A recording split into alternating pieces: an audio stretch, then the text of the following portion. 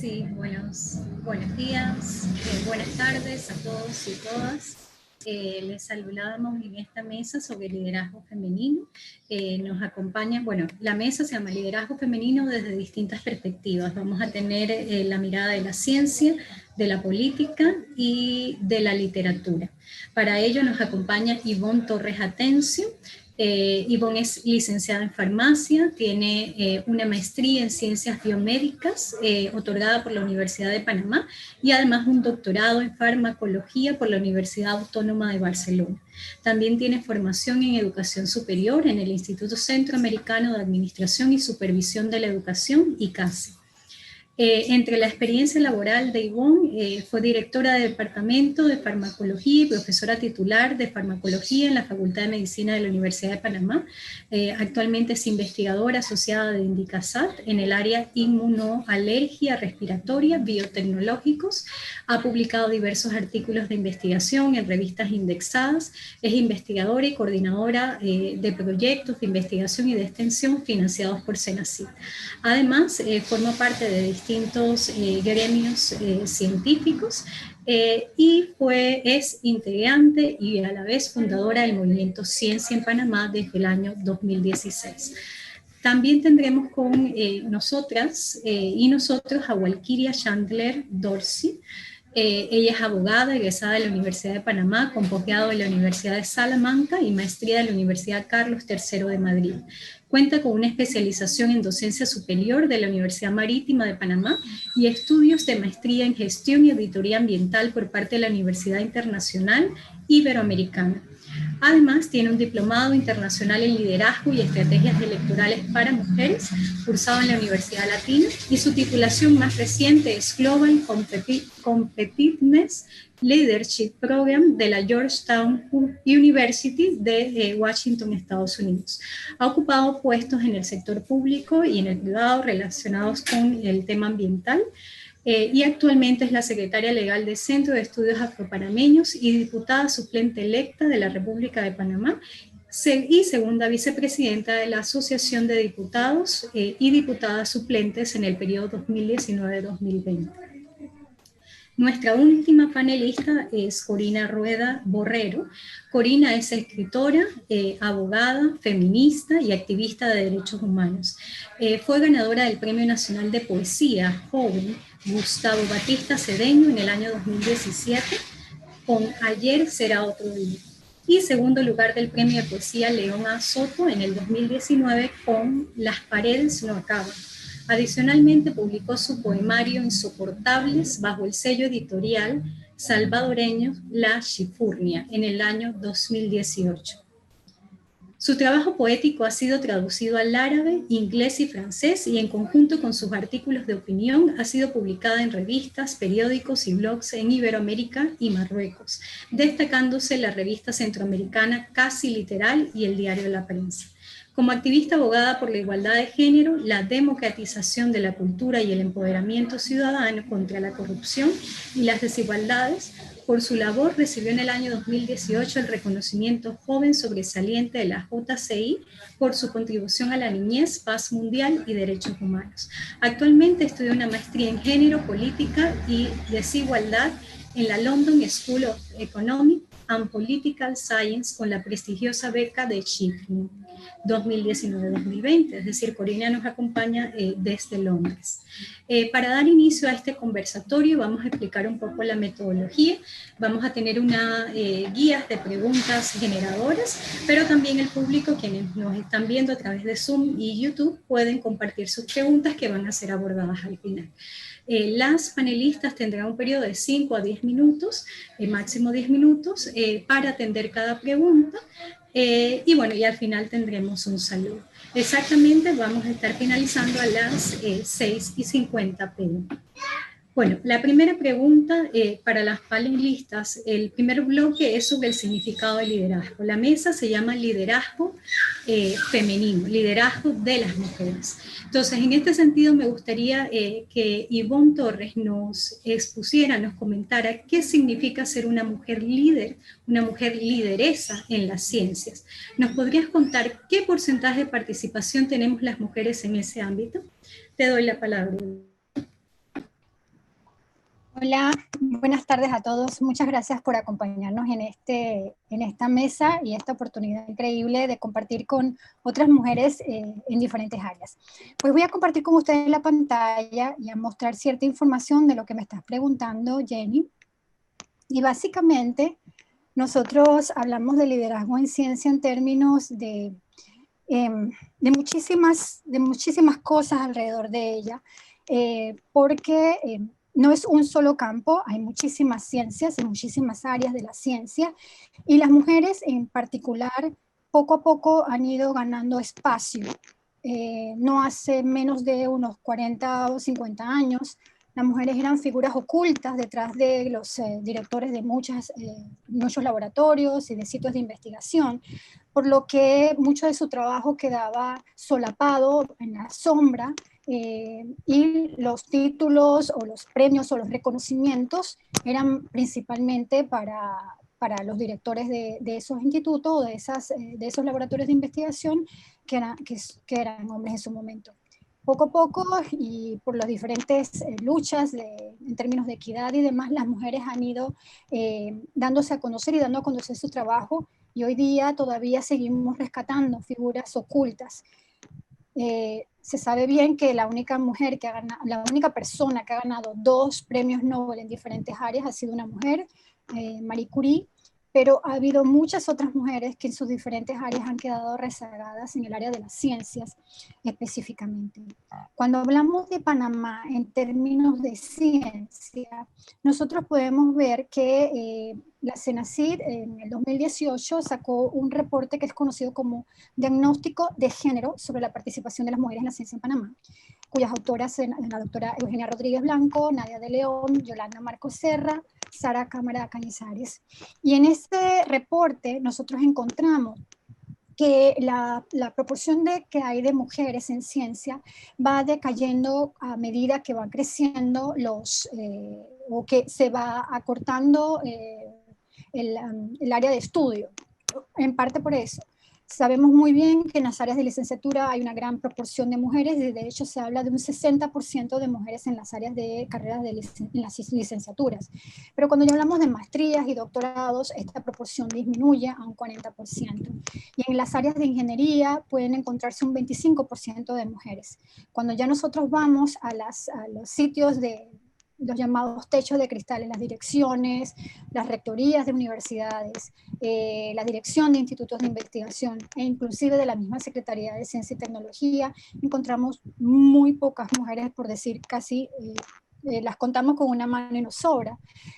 Por eso que la llegada de una mujer a una posición de dirección es muy importante, y en el último año hemos celebrado con muchísimo entusiasmo la presencia de la doctora Ori Sanjur en el Smithsonian. Pero todavía el trayecto que nos queda es largo, y no por falta de mujeres con todas las capacidades y con todos los méritos para llegar a esas posiciones, sino simplemente porque estamos abocados en un sistema que todavía le cuesta reconocer las capacidades que tenemos en términos de género.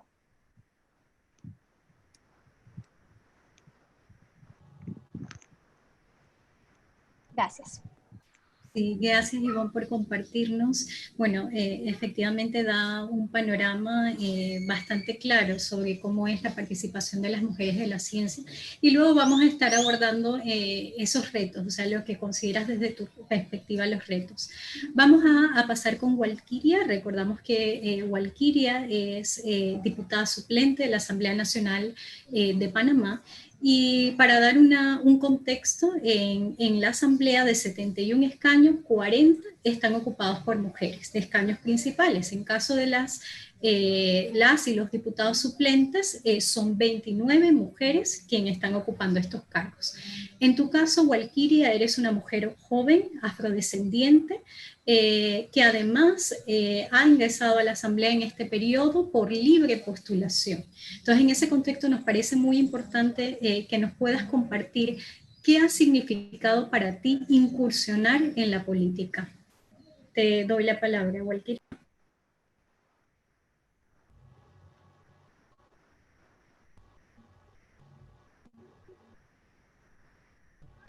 Hola, Walkiria. Sí, ¿me Ahora escuchas? sí te escuchamos, sí. ¿Qué tal? Muchas gracias, Jennifer. Saludo a las panelistas, a todos los que han ingresado a la sala y felicitaciones a la organización de la Feria Internacional del Libro, que se ha adaptado a los nuevos tiempos del COVID y todo menos dejar de seguir con esta iniciativa tan positiva como es para el país un evento cultural como la Feria del Libro. Primero quiero hacer una pequeña corrección. De los 71 no es que son 40 mujeres, solo son 16 las principales. En las suplentes sí somos 29, somos un poquito más porque existieron algunas candidaturas que sí respetaron el principio de paridad electoral, y digo algunas porque pese a que en la última reforma electoral se incluía la paridad, esto tenía una válvula de escape para partidos políticos, donde bastaba que la Secretaría de Asuntos Femeninos del partido girara una nota diciendo que no había ninguna mujer interesada a postularse por ese cargo y se permitía que fuesen principal y suplentes en fórmula ambos hombres, y con esto evidentemente es menor la participación de las mujeres. Para mí, más que nada, mi historia personal de esta incursión en la política de manera activa es pasar de la indignación a la acción. Lo hago como mujer, lo hago como negra, lo hago como joven. Porque indudablemente hay muchas cosas del sistema político partidista actual con las cuales yo no me identificaba, y ha sido también un esfuerzo personal de romper las barreras del no puedo. Yo de profesión soy abogada, que es una carrera que tradicionalmente es de hombres. Estoy en la política, que también es un nicho más que nada patriarcal, y más adelante voy a poder contar una experiencia personal de que estos nos, en lugar de frenarme, han sido alicientes y me han motivado a continuar. Y con esto yo justo hoy en la mañana en un grupo de mujeres, lo que yo les decía, simplemente con saber que puedo ser ejemplo, que se demuestra que es posible llegar a una Asamblea Nacional sin el vehículo partidista, sin ser del llamado establishment, porque aquí no estoy heredando la plaza de un papá, de una mamá, nada. He venido por un esfuerzo que toda mi vida yo sí estaba involucrada en temas políticos, dirigencias estudiantiles, es algo que está, yo diría que en mi interior, pero es poder transmitir ese mensaje que es posible, y sí toca mucho el tema de luchar. Sí hay que hablar con la sociedad para romper los estigmas, pero es un esfuerzo personal, es algo que tienes que hacer porque todo el sistema está condicionado para que uno no lo intente, para que uno se desanime. Como yo les he dicho, la política es un tema de hombres, el tema del poder, el tema de los mandos. Muy bien acaba de plantearlo Ivonne. Existen mujeres en la ciencia, existen múltiples aportes, pero los techos de cristal llegan cuando uno quiere acceder a los puestos de tomas de decisiones. Lo mismo pasa en la política. Tradicionalmente la segmentación, el trabajo de bases, las que tienen que hacer el trabajo de organización el día de las elecciones, las que buscan los votos, las que ven la logística de todo el material de propaganda, somos las mujeres. Y lastimosamente nosotras no participamos de manera directa, y esto es parte de lo que a mí me gustaría cambiar. Aquí necesitamos que más mujeres se postulen a cargos de elección popular y así poder lograr que más mujeres puedan incidir en el tema de políticas públicas, en temas de género, en temas de salud sexual y reproductiva, en temas contra la violencia política. ¿Por qué? Porque somos nosotras las mujeres las que ventilamos estas agendas. Al no llegar a estos puestos, al no poder tener la toma de decisión, simplemente se nos invisibiliza. Y nos ha pasado, creo que a todas las que tenemos en el panel y a muchas otras mujeres, que se nos dice, pero es que esto no es un tema, pero no entiendo por qué derechos de las mujeres, si ya votan, ¿qué más aspiran? ¿Qué es lo que más quieren? Esto es algo que lo vemos todos los días, veo cómo asiente Ivonne, así que no me extraña que suceda lo mismo en el ámbito ciencia que en el ámbito político. Para mí, más que nada, es demostrar que se puede, demostrar que falta muchísimo por hacer, porque sí nos falta muchísimo, pero hay que seguir día a día. Yo sigo creyendo que tanto da el agua en la piedra hasta que puede lograr romper la roca, y es parte de lo que estamos haciendo simplemente con este panel. Ahí lo vimos, es un panel de mujeres lideresas, y había por ahí un chico ya comentando de manera despectiva, como bien lo menciona Corina, a muchos les hace ruido que existan mujeres empoderadas, mujeres en toma de decisiones, mujeres líderes, indistintamente del campo en el que sea. Gracias, Jennifer. Exactamente, Valquiria, me quedo e inicio con tu frase, pasar de la indignación a la acción, eso te hizo incursionar a la política. Y en base a esa frase vamos a pasar con Corina. Corina, bueno, me consta, he estado en muchos espacios de lucha con Corina y ella pasa de otra forma de la indignación a la acción. Ella es activista feminista, pero también nos acompaña hoy en este panel como parte de su liderazgo o su relevancia en el campo literario. Entonces, desde ese ámbito y tu experiencia, Corina, desde el campo literario y como activista, ¿qué significa para ti ejercer un liderazgo? Corina. Muchísimas gracias, Jennifer, muchísimas gracias a la Cámara Panameña del Libro por esta oportunidad. Primeramente, quiero disculparme por haber llegado prácticamente arrasando acá la conversación. Recién me enteré que murió una persona bastante cercana a mí a raíz del COVID-19, entonces obviamente todas estas cosas trastocan y tenemos que ver que realmente estamos viviendo en unos tiempos en que todo es completamente, no quiero decir extraño, pero definitivamente es desafiante en la forma en que nos presentamos al mundo. Para referirme, por ejemplo, al tema de la literatura, creo que tengo que incluso vernos y entender desde qué momento las mujeres hemos tenido acceso a los espacios públicos, que no solamente son desde los espacios que Valquiria ha planteado, que es desde la política o incluso de hablar desde la ciencia, sino desde qué momento hemos tenido visibilidades en las vidas públicas. Y yo creo que algo fundamental ha sido lo que las mujeres escriben. Y vemos desde tiempos, por ejemplo, de la antigua Grecia, incluso más allá, en que, por ejemplo, mujeres han escrito acerca de su sexualidad, de sus disidencias, y cómo eso ha marcado un punto de partida para poder entonces marcar otras nuevas tendencias dentro de lo que vivimos y experienciamos las mujeres, y también ha sido marginado y ha puesto aparte. Si nos pasamos entonces un poco al contexto nacional en Panamá, vemos que, por ejemplo, el premio literario que tenemos, que de hecho el premio Ricardo Miró es el premio más antiguo nacional en toda Latinoamérica, tiene nada más 18% de sus ganadoras como mujeres, lo cual deberíamos preocuparnos porque realmente si en Panamá se ha roto bastante la barrera del analfabetismo y más mujeres cada día accesen a la educación, ¿por qué las mujeres no estamos teniendo las mismas oportunidades que los hombres para poder escribir? ¿Qué es lo que nos encontramos muchas veces como barreras dentro de este campo que llamamos como un espacio en el que podemos compartir nuestros sentires? Por otro lado, si yo lo comparo, por ejemplo, con el Premio Nacional de Poesía Joven, Gustavo Batista Cedeño, que es mucho más reciente, en los últimos 2 años casi la mitad de las ganadoras han sido mujeres, lo cual me hace pensar y me hace concluir que de repente hay un tipo de rompimiento dentro de esos márgenes. Yo creo que al mismo tiempo esto demuestra que las mujeres tienen un poco, no quisiera decir como un poco más de visión, pero las mujeres al estar tan sumergidas dentro de estos campos en que regularmente nos muestran hombres, sabemos un poco más lo que los hombres piensan y por lo tanto podemos escribir desde una visión más plural. Ahora, si me paso a ver desde el punto de vista como activista, yo creo que gran parte de las mujeres a las cuales yo miro como escritoras, sin que sean activistas, porque muestran las realidades de las mujeres, muestran lo que estamos pasando, muestran estas discordancias y dicotomías entre lo que hemos entendido y hemos construido sobre lo que es mujer y que creemos que es mujer y lo que creemos también que se es hombre. Entonces, yo creo que también esto también nos hace pensar bastante en cómo se manejan las estructuras de poder. Y de por sí yo creo que la literatura está muy involucrada con la forma de hacer cambios sociales. Necesariamente, yo creo que la poesía o la literatura en general no lleva o no muestra un cambio o no lleva directamente a un cambio social, pero sí ayuda a levantar conciencias para que ese cambio social se lleve a cabo.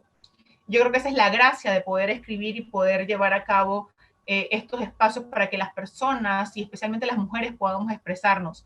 Yo creo que algo que incomoda bastante, y yo creo que es algo que hemos visto ahorita mismo en los comentarios que nos están mandando y las preguntas, es que les incomoda que estemos hablando de estas cosas. Y es que ya no les vamos a dar el placer de nuestro silencio, porque nuestro silencio es lo que han tenido por por miles de años, o sea, los han tenido por los últimos siglos. Y la verdad es que ahora las mujeres estamos en una posición en la que podemos hablar por nosotras mismas, en la que queremos decir lo que pensamos y no vamos a volver a darles el placer de hablar por nosotras, porque también tenemos el derecho de poder construir y repensar la forma en que la historia se ha hecho.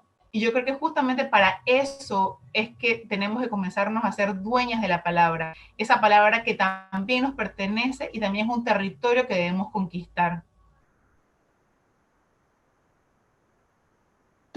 Gracias, Corina. Muy clara, motivadora tu participación.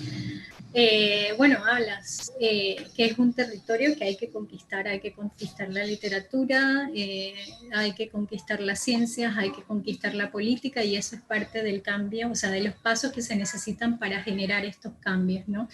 Y en ese sentido, hablando de territorio, la segunda área o el segundo componente de las preguntas, nos gustaría conocer cuáles han sido los obstáculos que en esos territorios, ciencia, política, literatura o activismo social, en este caso, han tenido ustedes como mujeres lideresas para acceder o permanecer en estas posiciones. Entonces la pregunta, Marco, sería, bueno, ¿hay machismo? ¿Existe el machismo en las ciencias, la política y la literatura? En este caso, bueno, le voy a dar la palabra a Ivonne para que nos cuente desde su experiencia como mujer científica cuáles son los obstáculos que pueden enfrentar las mujeres en la ciencia y si de forma particular te has enfrentado a situaciones sexistas, ¿sí? En ese ámbito. Por allá, ¿cómo andan las cosas, Ivonne? Gracias. Reflexionando la pregunta, realmente creo que todas nosotras encontramos obstáculos, algunos que convergen en las diferentes áreas. También, pero del otro lado también en las ciencias hay mucho el aspecto de productividad, cuánto publicas, cuánto investigas, cuánto haces en tu área. Y, por ejemplo, en mi área, que es área de biomedicina, muchas publicaciones, para llegar a accesar a las publicaciones hay que trabajar muchísimo en laboratorio. Y desde luego creo que también las oportunidades de estudios especializados en las áreas de ciencia en nuestro país, ahora estamos viviendo una realidad diferente a la que yo viví cuando recién me gradué de la licenciatura y estaba pensando en unos estudios de especialidad.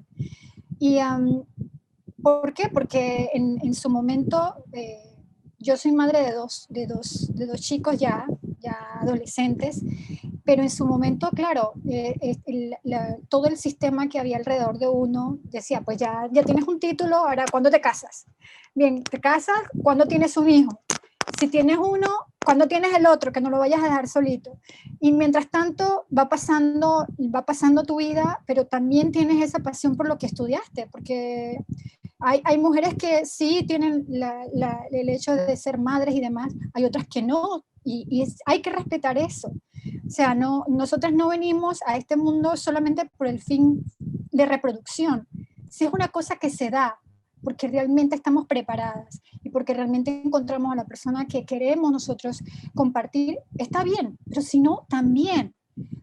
Aunado a eso, otros obstáculos, pues las personas que también tienen responsabilidades con sus padres, si son hijos únicos o si son pocos hermanos, de cuidar de esos adultos mayores en su momento, o que tengan hermanos menores a los que hay que ayudar a criar.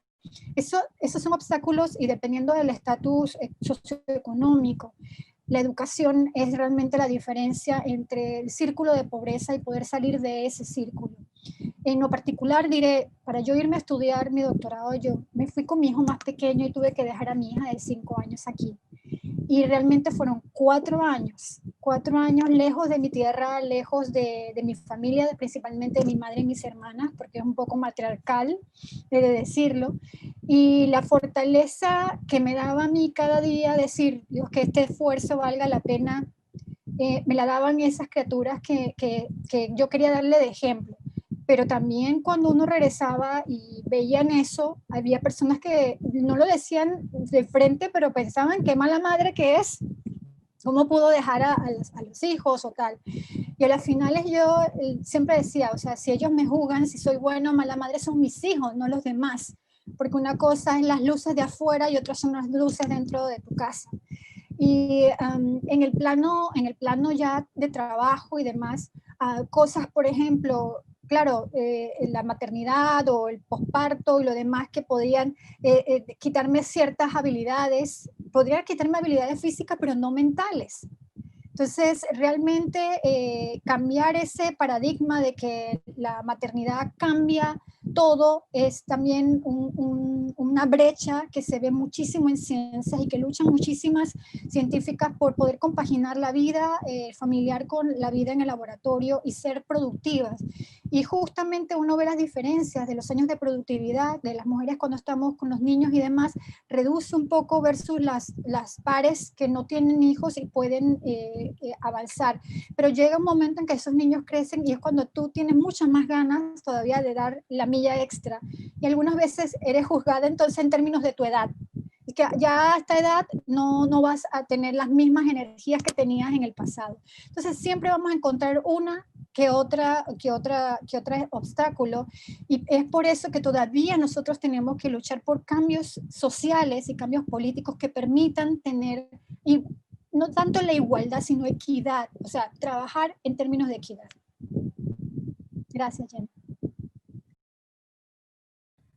Gracias, Ivonne, bueno, por contarnos tu experiencia. Sin duda la experiencia de las mujeres, y en este caso las mujeres que deciden ser madres y a la vez continuar siendo, en tu caso, una mujer científica, sí, son sumamente desiguales. Yo, por lo menos en la Defensoría del Pueblo donde trabajo, hacemos talleres para sensibilizar en temas de derechos humanos de las mujeres en distintos ámbitos, y una de las preguntas que hacemos es, bueno, si tú quisieras estudiar, o sea, una mujer con 2, 3 hijos que quisiera estudiar, que quisiera incursionar en la política, que quisiera, bueno, seguir con su carrera profesional, ¿qué obstáculos tendría? Y si esos obstáculos serían diferentes a los de los hombres.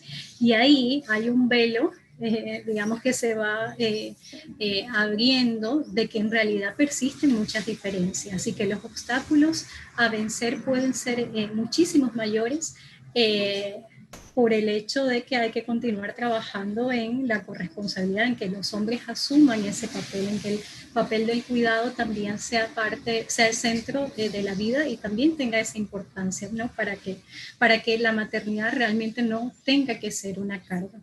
En ese sentido, bueno, pasamos con Walkiria. Bueno, también lo de mala madre. Yo creo que las mujeres, eso de mala madre, como que cuando son madres están en una línea muy delgada de pasar de la maternidad de ser una buena madre a mala madre. Cualquier cosa las puede ubicar con ese estigma de mala madre. En el caso de Walkiria, quisiera que nos contaras en el ámbito política. Bueno, yo comentaba que desde mi perspectiva es un espacio patriarcal por excelencia. No sé si coincidirías conmigo en esa mirada, y si has vivido o sido testigo de alguna situación de discriminación y violencia contra las mujeres en la política. Sí, gracias, Jennifer. Total y completamente coincido con lo que planteas. Es un espacio patriarcal, sí existe la discriminación y es necesario que se diga, porque también esto es algo que se intenta ocultar. Como te mencionaba, bueno, pero ya tienen derecho a voto, ya pueden correr, ¿de qué se quejan? Esto es una lucha constante, es de todos los días. Yo he sido y soy todavía en ejercicio de mi cargo víctima de esa discriminación simplemente por nacer mujer, simplemente por ser mujer, y le quiero compartir esto a las panelistas y a muchos de los que están en la sala. Yo milité 12 años de mi vida en un partido político. Durante oposición, mi interés jamás fue el de puestos de trabajo, nada que ver con eso. Yo incluso estaba en una ONG ambiental, no eran temas por estabilidad laboral en gobierno, nada que ver con eso. Es por un tema de convicción e ideología en mi familia, siendo yo la que decidió inscribirse porque ni mi padre ni mi mamá jamás se habían inscrito. ¿Qué pasa? En este partido yo milité frente a las juventudes, el Frente Legal, el Frente Femenino, delegada a los adultos, y todo iba bien porque también yo ayudaba a las campañas de las figuras tradicionales, de estos grandes caciques que existían en el partido político. Yo logré ser a mis 22 años la secretaria nacional más joven, fui la secretaria nacional de Medio Ambiente, hice el trabajo, los que se hacen en campaña, los trabajos internos, y realmente yo estaba muy contenta con el trabajo que me permitían desplegar, y debo decir me permitían, porque hasta ese entonces yo no sabía que yo estaba avanzando hasta donde ellos decidieron que yo podía avanzar. Yo no tenía conciencia de cómo se movían las fichas en este ajedrez, aún estando adentro. ¿Dónde viene la revelación? Cuando yo decido que yo quería aspirar en las elecciones 2019, y yo entiendo que el proceso de las primarias es un proceso democrático, pero existen estos caciques, y en mi área de organización existía una figura que es miembro de las cabezas del partido. Además de ser miembro de las cabezas del partido, era un diputado que iba por la reelección como diputado, adicional en las primarias también iba a correr en un cargo por representante, y hasta ese momento yo tenía una relación muy cordial con esta figura. Cuando yo le planteo que yo quiero correr y voy a aspirar en las primarias, el señor me dice, no, ¿pero para qué? Si ya estamos los que vamos a ir. Y él estaba bastante claro en el panorama, porque en las primarias el resultado salió bastante parecido como él me lo dijo. Lo único que él no salió número 1, salió número 2, pero los nombres que él me indicó tal cual salieron en las primarias. Yo estaba molesta, pero ahí me quedé indignada. Ahí no pasaba la acción. Ahí yo dije, bueno, esto es un partido de línea, se respeta esa disciplina, puede que tal vez no sea mi momento. Estaba molesta, pero me mantenía sin accionar, sin hacer nada, hasta que el caballero, en vez de hacer uso del silencio y quedar bien, él me dice, y hablo de una persona profesional con educación universitaria, pero tú estás joven todavía, estos 5 años que te quedan, ¿por qué no te dedicas a parir si tú todavía no tienes hijos? Ya yo estoy en mis 30 y como bien lo plantea Ivonne, yo pienso, yo estoy totalmente segura que si bien esa es una función biológica que tenemos, el hecho de ser mujer no me condiciona únicamente a tareas reproductivas o a tareas de cuidado, que es lo que ella menciona, la atención a los enfermos, a los menores, a los adultos mayores. Más siendo una mujer profesional que siempre ha mostrado interés en política, porque soy buena para ayudar a otros en sus campañas, pero no para yo ser la figura y para yo aspirar.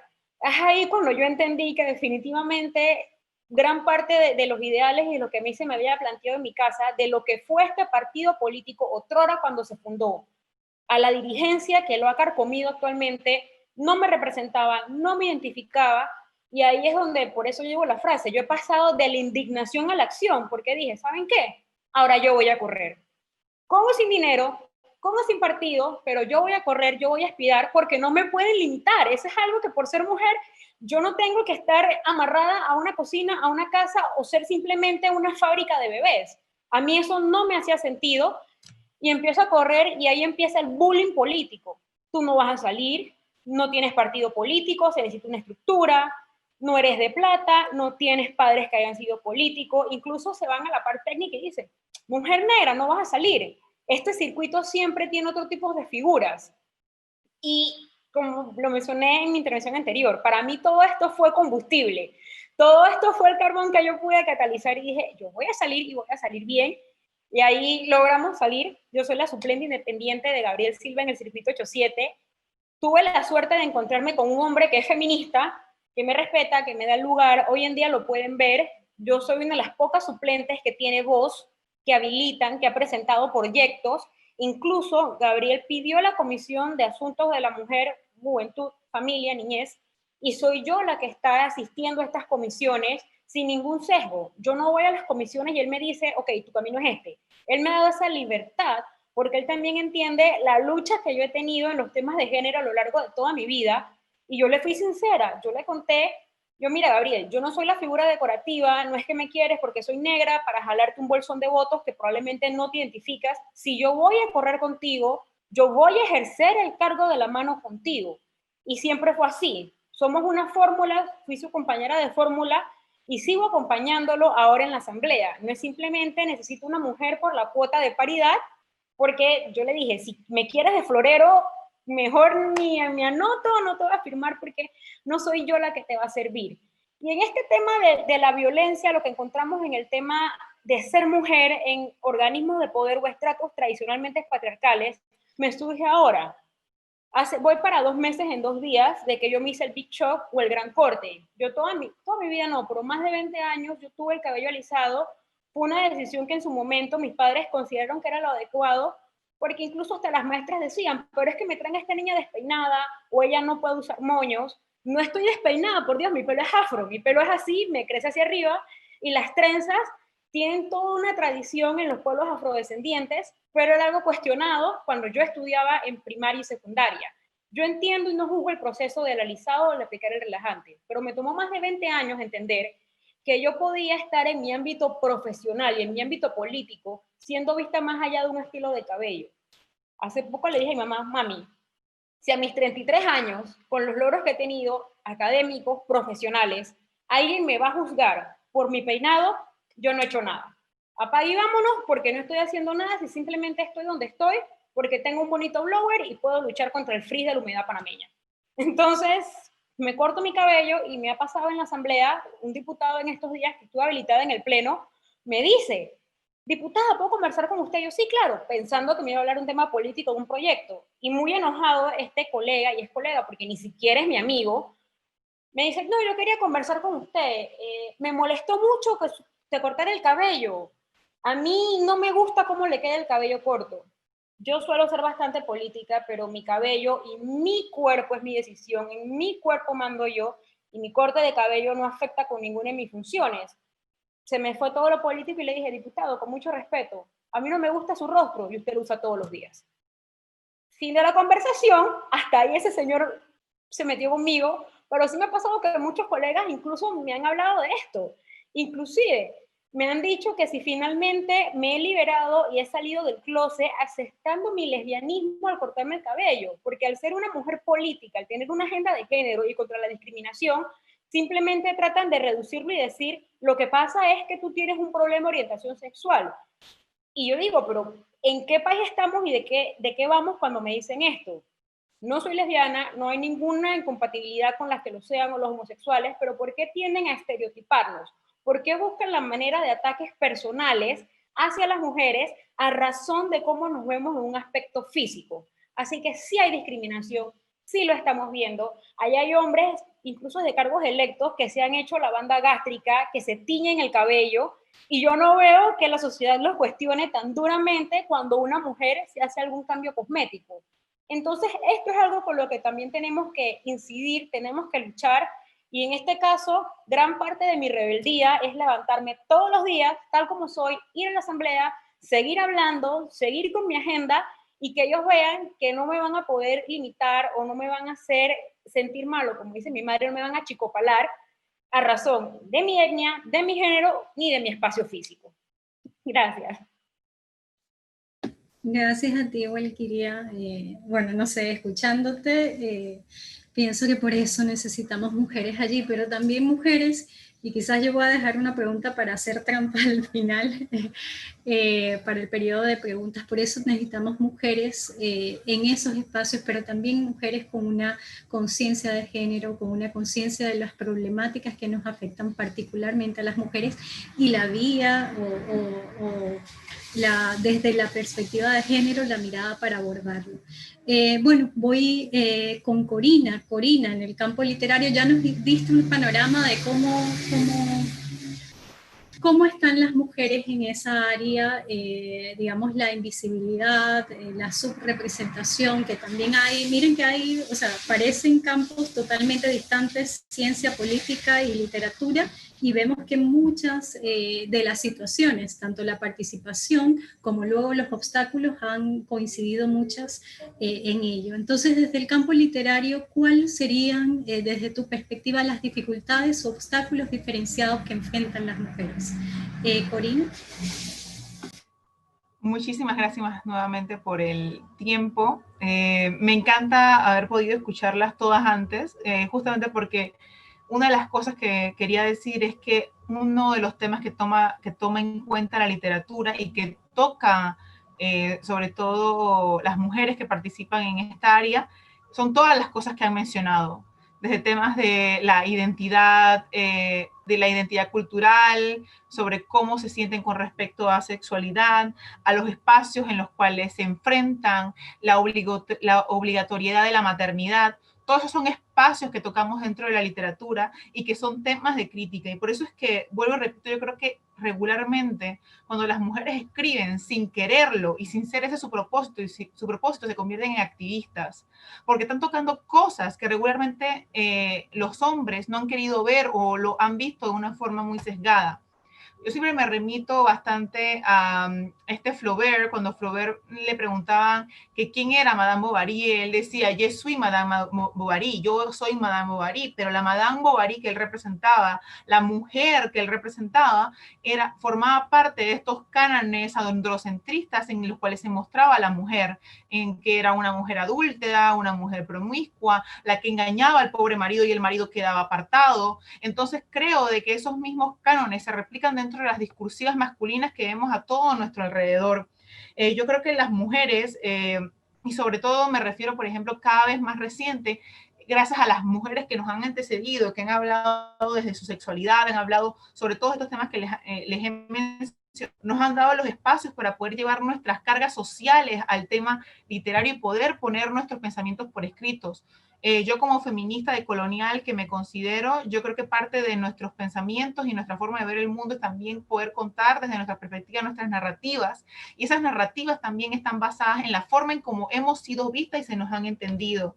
Por lo tanto, para mí es fundamental poder entender nuestras cargas desde nosotras y no que hablen por nosotras. Por ejemplo, pensar los aspectos sociales como el tema de las violencias sistemáticas, el poder entender la heterosexual obligatoria, lo binario obligatorio, como parte de esas imposiciones sociales que nos hemos enfrentado. Recuerdo un poema bellísimo de una escritora costarricense que habla justamente de cómo no solamente se nos heredan todas estas luchas, que dice como que mi apellido es irrenunciable, no importa cuántas veces me violó, lo mucho que me tocó, la cantidad de veces que me hirió, mi apellido es irrenunciable. Y cuando nos dice eso también me hace pensar todas las veces y todas las cosas que nosotros cargamos con todas las violencias sistemáticas que llevamos por encima. Otra de las cosas que quería mencionar es, por ejemplo, estas imbricaciones de desigualdades y de opresiones que atraviesan nuestros cuerpos. Y también cuando hablamos muchas veces de ese famoso techo de cristal, yo me pregunto, o sea, nosotros las que estamos aquí, creo que dentro de todas las desigualdades que hemos enfrentado y todos los problemas que hemos enfrentado dentro de los ámbitos en que nos desenvolvemos, somos bastante, por así decirlo, privilegiadas porque estamos aquí hablando. O sea, yo creo que esto es una barrera que hemos roto y creo que también es también momento en que nos pensemos que este techo de cristal que estamos rompiendo, realmente a quién beneficia. Yo estoy convencida de que el feminismo y el trabajo que hacemos entre mujeres desde una sororidad es para poder llevar con nosotras otras mujeres. Y esta implicación también debe ir acompañada de todas ellas. En todo lo contrario, creo que entonces dejaríamos por un lado a estas personas que estarían entonces recogiendo esos cristales de ese techo de cristal que hemos roto. Y yo creo que mayormente en esas ocasiones son mujeres migrantes, mujeres que se consideran ilegales dentro de los espacios en los cuales habitamos. Y, y al mismo tiempo, o sea, a la vez que me hago estos cuestionamientos, y por ejemplo ya desde el punto de vista del activismo, me pregunto también por la falta de cohesión social que a veces encontramos dentro del mismo movimiento, social. O sea, que yo creo que hay una separación muy tangible en el caso de Panamá entre quienes luchan por los derechos de los y las trabajadoras, que yo creo que al final somos todos y todas los que estamos aquí, porque todos aquí necesitamos trabajar para poder subsistir. Deja de trabajar 2, 3 meses máximo y créeme que no vas a tener con qué pagar tu casa. Y del otro lado también tenemos el sesgo de, por ejemplo, de los grupos de mujeres. O sea, yo también formo parte de grupos de mujeres y creo que también existe una rivalidad inconsistente entre estos ambos grupos. Y yo creo que es momento también de poder romper esta falsa dicotomía que tenemos, porque al final yo creo que estamos luchando por las desigualdades y yo entiendo de que ha habido esta noción de que al final la mujer es la proletaria del proletariado, porque al final, después de que existen todas estas grandes marchas, al final son las mujeres las que al final terminan cumpliendo estas mismas roles de reproducción, de servir el café, de ver el té, todo lo que mencionaba Walkiria que ocurría dentro de los partidos políticos lo vemos replicado también dentro de los movimientos sociales y por eso es que también muchas de las mujeres no se sienten identificadas con estos movimientos sociales. Pero yo creo que debe haber un momento de conciliación también entre estos ambos aspectos y que creo que de alguna forma el dialogarlos y el presentarnos también un panel como este debe servir de alguna forma para poder traer estas preocupaciones a la luz. No sé si me estoy extendiendo ya mucho, yo creo que todavía nos queda otras 2 preguntas, así que termino acá. Okay. Te quedan como 3 minutitos, pero bien, yo creo que empecé como que no, vamos bien con los tiempos, ya me estoy estresando un poco. Pero bueno, gracias Corina, sin duda sí, yo creo que bueno, de nuevo lo digo, me ha parecido tan interesante escucharlas, casi que olvido que soy la moderadora y que tengo que activar para empezar a hablar, porque realmente sí han coincidido muchísimo, tanto en la visibilidad como de nuevo en esas miradas, en esos obstáculos, pero también en esa motivación, en esa fortaleza que ha hecho como el clic para pasar de un lado al otro y empezar, digamos, a accionar. El siguiente ámbito se trata de, que ya lo han estado abordando realmente, pero un poco profundizar más sobre la importancia de las mujeres en los distintos ámbitos, de que haya mujeres lideresas, que haya mujeres ciencia, política, literatura en este caso y en todos los espacios.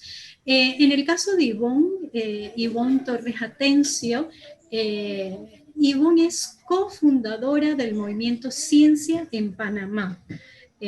Bueno, un movimiento que podemos recordar las marchas que han sido muy importantes en un contexto, digamos, para los derechos humanos sumamente difícil, para los derechos de las mujeres, los derechos sexuales y reproductivos. Específicamente han tenido un impacto importante de visibilizar desde esa mirada las problemáticas y los abordajes que se tienen que dar. Entonces, desde tu papel como integrante y a la vez fundadora del Movimiento Ciencia en Panamá, tienes clara la importancia de la ciencia para el progreso del país, sin duda. ¿Y qué nos podrías decir? ¿Por qué consideras que deben existir mucho más mujeres científicas? Sí, les comparto. Básicamente el movimiento Ciencia en Panamá fue es un movimiento que nació de manera orgánica, un grupo de científicos que realmente queríamos cubrir 2 objetivos principales.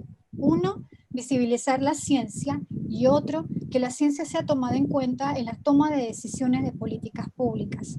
Pero eso se consigue desde todas las ciencias en realidad, todas, incluyendo las ciencias políticas, las ciencias sociales, las artes y demás. Pero aparte de eso, la diversidad.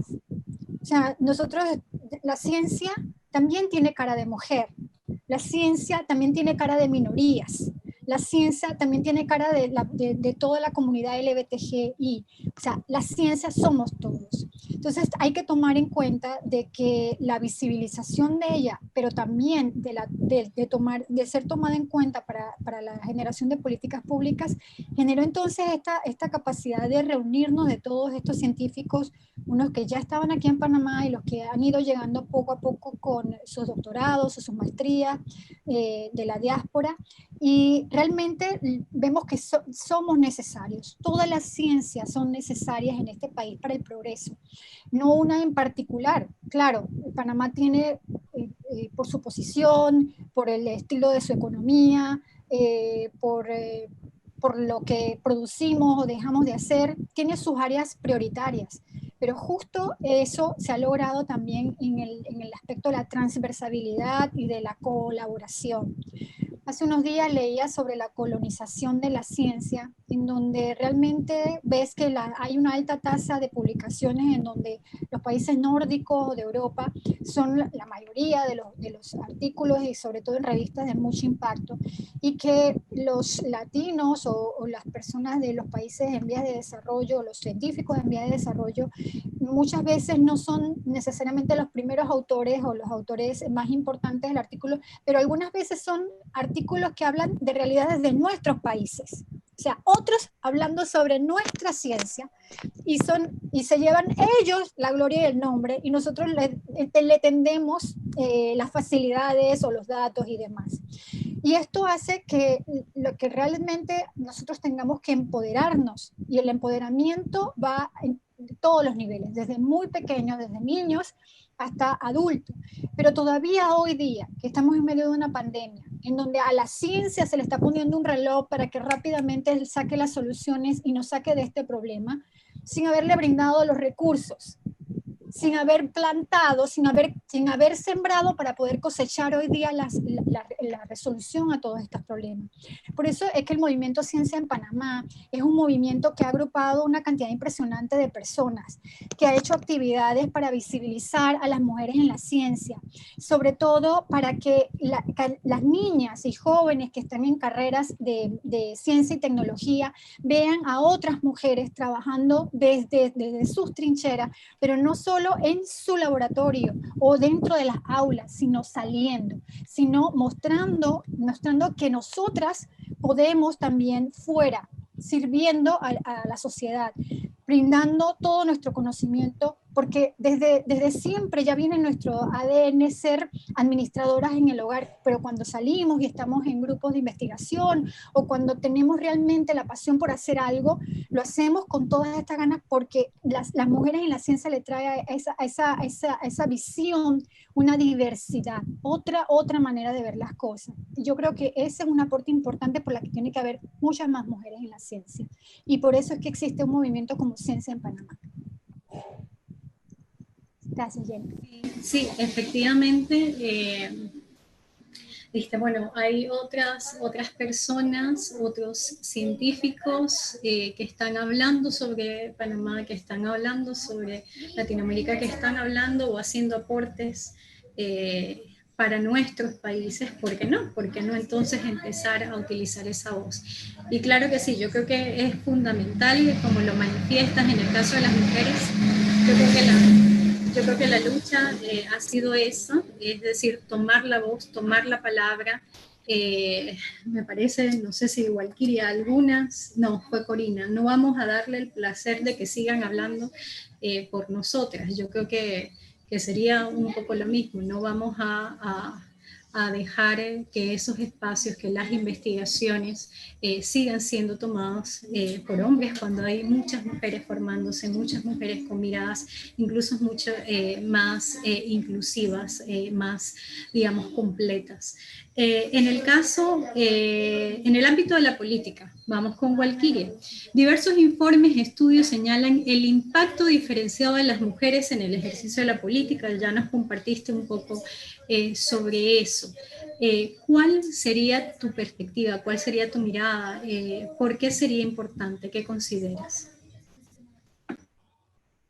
Bueno, como lo planteaba en la primera respuesta, si nosotros tenemos más mujeres en puestos visibles, en puestos en cargos de elección popular o incluso en el Ejecutivo, donde la que era mejor vista por la percepción ciudadana, la que llevaba la bandera del país en esta crisis de salud, fue la primera en que prescinden de sus servicios, posiblemente porque ella estaba más metida en el rol de profesional, de médico de la salud, de derechos humanos, que en un rol económico o en un rol político. Entonces vemos cómo las mujeres nos van disminuyendo cada vez esta toma de decisiones. Por eso es importante lograr que mujeres accedan a estos cargos. En la medida que las mujeres estén presentes, van a empujar estas agendas de género, van a empujar esta agenda social, esta agenda, como bien lo mencionó incluso Karina, el tema cultural. Aquí las mujeres nos apropiamos y tenemos las garras para hacer que las cosas pasen. Incluso existen estudios de documentación que es menos el nivel que hay de corrupción cuando es manejado por las mujeres, es mayor la transparencia. Y algo que estamos tratando de hacer un esfuerzo junto con Parlaméricas desde la Asamblea es hacer esa agrupación de mujeres parlamentarias donde indistintamente del partido o de la condición de principal o suplente, estamos haciendo esfuerzos para poder que nuestros proyectos pasen, para poder que estos proyectos puedan ser empujados y formen parte de una agenda. ¿Qué sucede? Nos hemos dado cuenta que muchas veces los hombres sí hacen este tipo de alianzas y logran que esos proyectos pasen y, bueno, más que nada son vamos a tomar los tragos y tal, y así logran tener esa unidad para cuando sus proyectos van a un pleno, cuando sus proyectos van a la asamblea. Corina también mencionaba algo, de que aún dentro de los movimientos de género, movimientos donde habemos mujeres feministas, hay un choque entre movimiento y movimiento, y al final del día, si la agenda es la misma, a veces no entiendo por qué esa escasa sororidad, o incluso yo también diría que es un innecesario protagonismo, porque lastimosamente en Panamá somos muchas y yo puedo hablar con propiedad de esta nueva generación de la que formo parte. Vamos a los espacios y yo puedo ver mujeres que están en arte, las mujeres que están en derecho, mujeres que están en los temas de ciencia, a los espacios donde yo me agito, hay mujeres que son líderes en los barrios, en estos círculos básicos, los que tenemos de corregimiento, hay muchas que son lideresas y ellas mismas no lo saben porque no se les da ese reconocimiento. Entonces sí es importante lograr empoderar a cada una de estas mujeres para poder que seamos más fuertes, porque nos han dividido, nos siguen dividiendo y así no logramos hacer fuerza, así no logramos hacer el peso. Entonces estas cosas tienen que cambiar, tenemos que tener la visibilidad y es eso, no dejar que nadie lleve nuestras agendas, no necesitamos traductores, no necesitamos interlocutores, nosotras tenemos la voz fuerte y quién mejor que cada una de nosotras que ha pasado por todas estas vicisitudes y que las vamos a seguir pasando para poder dar nuestros testimonios y buscar cómo cambiar las condiciones que fueron adversas en nuestros momentos. De eso se trata, no es nada más porque incluso se nos dice que las mujeres se reúnen para quejarse de lo que está mal. No, señores, con actividades como esta, lo que estamos tratando de hacer es visibilizar, que se entienda cuáles son las faltas y poder reconfigurar el sistema. Yo que estoy desde el ámbito público, sería políticas públicas que incluyan los temas de género. Aquí estamos viendo lo que está pasando con nuestros menores, todas las vulneraciones en los albergues, y este tema somos mujeres en su mayoría las que hemos denunciado y le estamos dando largas al tema en las redes sociales, porque para muchos no tiene sentido. Incluso me ha tocado escuchar personas que dicen, pero es que muchos de esos chicos que están en los albergues ya son chicos que están perdidos, igual iban a ser pequeños delincuentes. No, señores, no se trata de eso y nuestra labor no es la de juzgarlos. Si ellos están en albergues porque ya vienen de familias precarias, de disfunción familiar, de hogares que han sido vulnerabilizados económicamente, no por eso tenemos que dejarlos a la suerte del universo y tenerlos como mercancía incluso de intercambios sexuales. Es aquí donde se necesitan las voces de mujeres, porque fue con algunas de esas criaturas. ¿Quién quita que el día de mañana puede ser alguna de nosotras que tenga sus hijos o nosotras mismas? Porque sabemos que estas agresiones sexuales muchas veces es la manera que encuentra el patriarcado para domarnos, para apaciguarnos y para intentar que nosotras mitiguemos nuestras voces.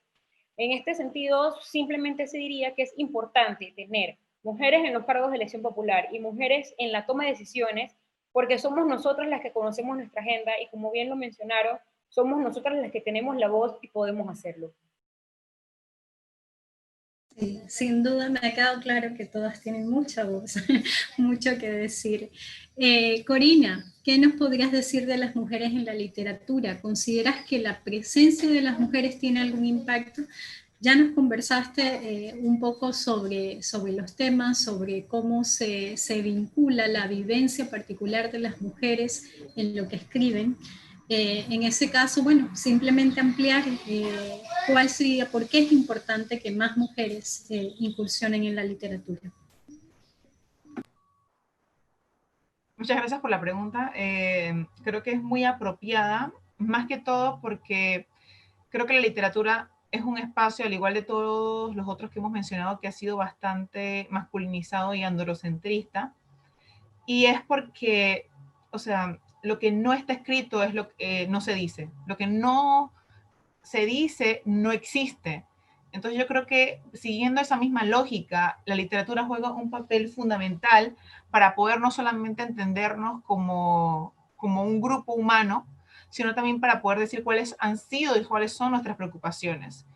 Justamente por esta misma división sexual que ha existido históricamente y estos roles de género a los cuales se nos han asignado mandatoriamente, existen también algunas preocupaciones que son diferentes. Entre esos, por ejemplo, la maternidad obligatoria, como les había mencionado antes, o pensar, por ejemplo, mujeres que han escrito acerca de sus embarazos o de sus abortos o de sus o sobre sus deseos de la maternidad desde los diferentes puntos de vista del arte. Yo creo que dentro de los más famosos está Frida Kahlo, dentro de parte de la literatura, dentro de la parte de la pintura.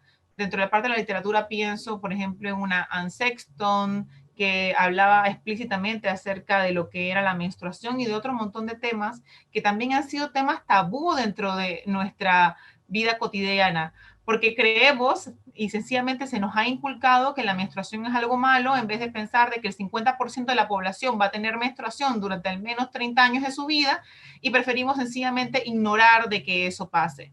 Entonces yo creo que algo que hace la literatura es que pone sobre la mesa temas que sencillamente nos parecen incómodos, y algo que por lo menos yo aprendí muchísimo durante mi activismo político y mi activismo feminista, es de que si algo nos parece incómodo es donde más atención debemos prestar, porque justamente ahí es donde estamos aprendiendo.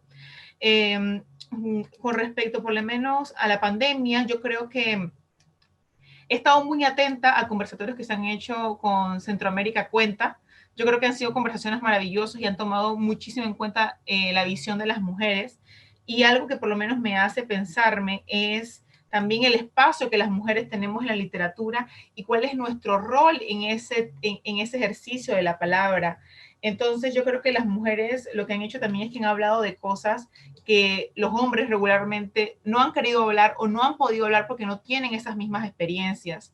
Recuerdo hace mucho tiempo haber leído un artículo de un diario español que decía, que hablaba de las chachas de los escritores, refiriéndose a cómo grandes escritores de la literatura habían logrado su propósito de volverse famosos y de poder escribir justamente porque tenían esposas y tenían compañeras que hacían todas esas labores reproductivas. Y yo creo que eso nada más no se basa en la literatura. Yo creo que grandes políticos, grandes científicos han logrado dedicarse 100% a cada una de sus tareas y de sus oficios, porque han tenido mujeres supliendo todas las labores reproductivas que hay detrás.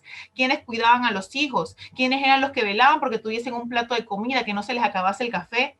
Yo creo que esa labor que ha sido completamente invisibilizada ha sido la que ha logrado en realidad que hombres hayan estado por encima de las mujeres durante tantos años de la historia y no han permitido que muchas mujeres hayan sacado a la luz su mayor parte de los potenciales.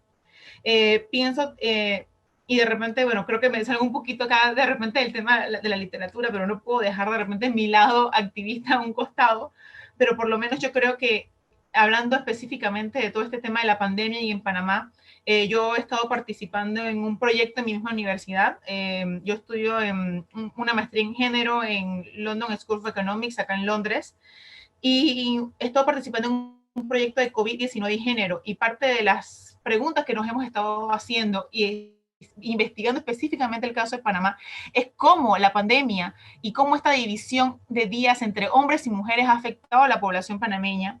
Y yo lo que entiendo, y yo por lo menos de una visión muy particular, sin terminar de todavía redactar los papers que estamos haciendo, es que yo veo que la pandemia en Panamá ha tenido un rostro meramente femenino. O sea, ver que las enfermeras son las que son una de las mayores fuerzas productivas que el sistema tiene, que todavía no se les paga lo que se merecen, todavía no tener sistemas de transporte dignos para poder movilizarse a altas horas de la noche, las que mayormente salen a protestar en los barrios marginales y en los barrios populares son mujeres exigiendo comida y poder que le lleguen los bonos para poder darle de comer a sus hijos. La forma en que hemos marginado y hemos apartado y hemos tomado como si fuesen nada las exigencias de mujeres exigiendo productos de higiene femenina, como si todas estas exigencias fuesen nada, como si lo que nosotros vivimos dentro de nuestra corporalidad como mujeres no existiese. Entonces yo creo que estas mismas cosas que les estoy diciendo, que forman parte de las exigencias de las mujeres tangibles, también están dentro de las exigencias que históricamente hemos querido visibilizar en la literatura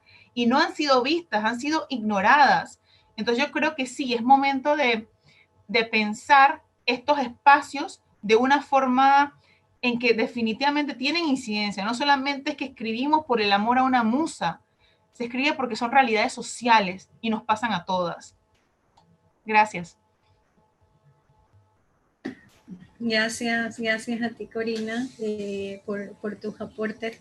Bueno, en el último periodo de las preguntas, vamos con todo lo que nos han dicho, de la situación de las mujeres en cada ámbito, de los obstáculos diferenciados que han vivenciado, y luego desde la importancia, desde esa mirada, bueno, ¿por qué es importante las mujeres en cada área? Me gustaría pasar a las recomendaciones. Y en ese caso, bueno, voy a empezar con Ivonne.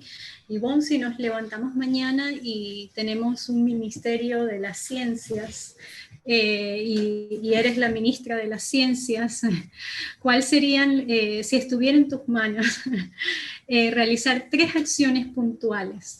La estoy poniendo difícil, ¿no? Pero 3 acciones puntuales para abrir las ciencias para las mujeres, para las niñas, para las adolescentes. ¿Qué nos dirías? ¿Qué harías? Bueno, primero que tiene que ver el Ministerio de Ciencias, pero bueno, indistintamente yo creo que es algo que estamos trabajando ya nosotros desde Ciencia en Panamá. No tienes que llegar solamente a ser director para ver las cosas que ya están pasando y tomar acciones. Yo creo que cada una de las chicas del panel, de todas nosotras hemos tomado acciones desde nuestra trinchera en el momento que estamos para ser agentes de cambio. Y definitivamente algo importante es esa niñez. O sea, desde pequeñas nosotras, creérnoslo, dar las oportunidades de educación. O sea, todo esto, todas las cosas que nos están pasando se minimizan o se reducen con una buena educación y una educación accesible a todos por igual. No es porque sea un panel solo de mujeres, vamos a solo decir que, bueno, los hombres, es la mitad de la población, hombres y mujeres, pero también necesitamos esos colaboradores hombres que entiendan el papel de las mujeres y que sirvan de apoyo, así como nosotros hasta ahora la historia nos ha puesto a apoyarlos a ellos. Está ese viejo dicho que decía, lo escuchaba, detrás de un gran hombre hay una gran mujer. Siempre detrás, ¿por qué no al lado? O delante. Y detrás de nosotras un gran hombre apoyándonos. O sea, esos va entonces concatenado a políticas públicas que ayuden o permitan que los compañeros, los pares de las mujeres también puedan colaborar, y es algo que nos lleva años luz nuestros países, los países nórdicos, en donde hay una licencia de maternidad o paternidad compartida los primeros 3 años de la vida de los niños, en donde cosas como las salas de lactancia o el derecho a compatibilizar o minimizar los horarios de trabajo, todas estas cosas son necesarias no solamente en un ámbito, en todos los ámbitos, y en la ciencia todavía más. Realmente es luchar desde la juventud, y lo hacemos desde Ciencia en Panamá, tratando de aumentar lo que llamamos mentorías, las mentoras, el rol de las mujeres, que sean visibilizadas. Y está el Día Internacional de la Niña y la Mujer en la Ciencia, es algo por lo que en los últimos años hemos abogado. Y es una cosa maravillosa, porque observas a estas chicas que realmente disfrutan de esas actividades, realmente son felices con esas actividades, en donde ellas pueden compartir con otras personas, con otras científicas del área o de las diferentes áreas, y poder verse reflejadas en lo que pueden hacer en el futuro ellas también. Entonces yo creo firmemente que las mujeres en la ciencia, y que uno de los papeles importantes es desde los sitios gestores, que son los ministerios de ciencia, los ministerios de educación que existen, la Secretaría de Ciencia, y los mismos institutos y las universidades, a lo largo de las carreras de pregrado y de posgrado, ayudar o estimular en las mentorías, en decirle o indicarle a los chicos que están un poco desorientados, dependiendo de lo que a ellos les apasione y les guste, cómo poderse desarrollar de la mejor manera, y que estas cosas se hagan en un ámbito sano, porque también está, y no hay que negarlo, porque surgió el movimiento Me Too, del acoso que sufrimos, o del acoso que sufrimos mayoritariamente las mujeres, no porque los hombres no también van a decir, ay, a nosotros también nos acosan, lo que sea, pero esto principalmente lo vamos a observar nosotros con nuestra condición. A nosotras, como decía Walkiria, se nos dice cómo vestir, cómo peinarnos, cómo ser más bonita calladita, y todas estas cosas que van entonces alimentando esos estereotipos y esos enmarcados en un área en donde no hay un respeto por el par, por tu par. Y realmente lo otro que comentaba Corina, que es muy cierto, en las ciencias necesitamos mucha colaboración, pero es muy importante procurar esa sororidad entre las mujeres científicas, y de que los trabajos que se hagan en nuestro país haya un componente equitativo de mujeres y de hombres científicos en estos proyectos, porque eso le da una complementariedad increíble. Desde el punto de vista, nosotras tenemos un ojo y los hombres tienen otro, y esa vista compartida nos da un foco importante y con mejores perspectivas, tanto en salud como en cualquiera de las otras áreas. Porque hoy día se sabe que en el área de la biomedicina muchos estudios clínicos que sacan medicamentos o que sacan intervenciones no necesariamente reflejan lo que a las mujeres les sucede. Un ataque cardíaco no es igual en un hombre que en una mujer. Y te lo puedo decir, yo perdí una hermana con una muerte súbita cardíaca y no tenía ninguno de los signos o síntomas que tiene un hombre. Entonces creo que realmente hay que invertir desde muy jóvenes en nuestra población, de prestar estos servicios de mentoría, de que haya muchísima más visibilización de mujeres en roles importantes, en roles de poder, y eso es educación, principalmente. Gracias. Gracias, Ivonne. Sin duda, sí, la educación está en el centro. Yo creo que haciendo la reflexión sobre lo que nos encontramos, la pandemia, yo creo que en el mundo entero, pero también en Panamá, ha excluido aún más a las personas que ya estaban excluidas, a niños, niñas y adolescentes, y yo creo que ese es un reto que tenemos como país, y bueno, y desde todos los ámbitos, porque sí, efectivamente es fundamental, pero pronto ya estamos viendo los efectos y a mediano y largo plazo van a ser aún mayores en ese sentido. Walkiria, como mujer que ejerce un cargo de elección popular, existen muchas mujeres, incluyendo jóvenes, que cuentan con el perfil. Yo conozco a muchísimas, el liderazgo y las capacidades para ejercer un cargo político, pero no se atreven a dar el primer paso. Hay mucha crítica sobre la política, sobre, incursionar, tantas cosas. ¿Qué les dirías a estas mujeres que pueden estar observándonos y que tienen ese interés, que tienen como esa incomodidad, pero todavía no lo hacen, no pasan a dar ese paso, pues están accionando quizás en otros ámbitos? ¿Qué nos podrías decir? Sin duda que se atreven y que participen, y esto suena bastante sencillo, pero como bien lo plantea Ivonne, para esto necesitamos un cambio, necesitamos capacitación. Los modelos, los roles que tenemos de cómo debería ser una damita y cómo es el gran macho fuerte es un tema de transformación. La agenda de género, la agenda feminista no puede avanzar al margen de los hombres, esto es cierto, porque igual si ellos no cambian esa cosmovisión que se tiene y la manera en que son educados, muchas veces por algunas de nosotras, no estamos haciendo nada. Necesitamos tener esas niñas que sepan que pueden ser doctoras, biólogas, astronautas, ingenieras, porque siempre lo que se nos dice a nosotros, ay, pero qué linda tu princesita.